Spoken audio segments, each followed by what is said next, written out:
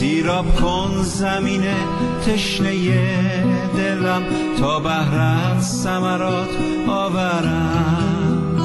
کبوتر آسمانی خدا بر قلب‌های ما تو فرودآ، بگشا چشمان دلای ما را تا بینیم سر کلامت را. ای روح القدس جاری شد در ما، ای روح القدس ای هادی راهم، هدایت کن تو زندگیم. از سرگردانی از پریشانیم رستگاری ده باش رهبرم. کبوتر آسمانی خدا بر قلب‌های ما تو فرودآ، بگشا چشمان دلای ما را تا بینیم سر کلامت را.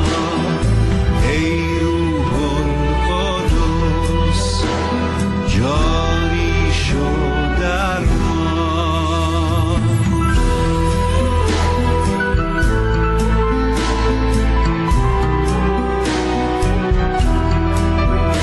ای روح القدس پس زدی روحم، در غمهایم تو باش همدمم.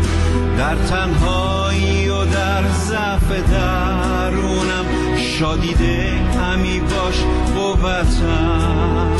کبوتر آسمانی خدا بر قلب‌های ما تو فرودآ، بگشا چشمان دلای ما را تا بینیم سر کلامت را.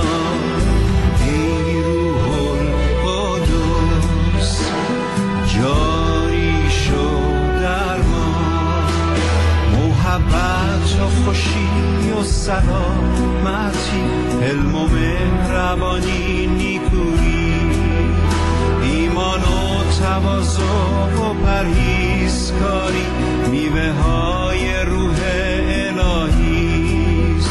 کبوتر آسمانی خدا بر قلب‌های ما تو فرودآ، بگشا چشمان دلای ما را تا بینیم سر کلامت را. ای روح القدس جاری شد در ما.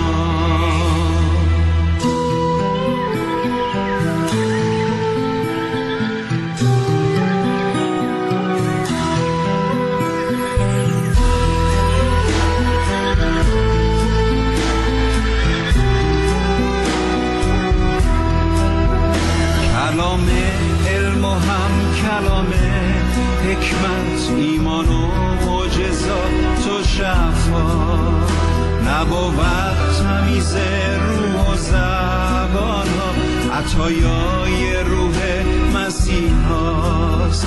کبوتر آسمان